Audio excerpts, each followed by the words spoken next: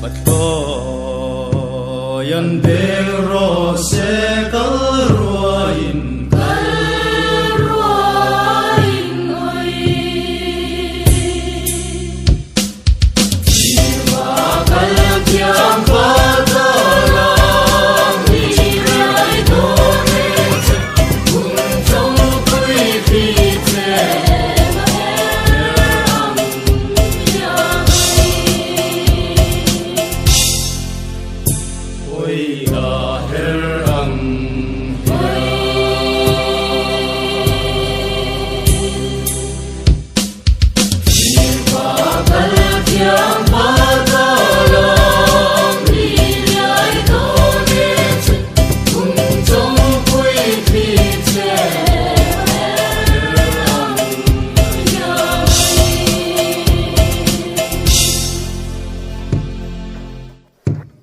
Payan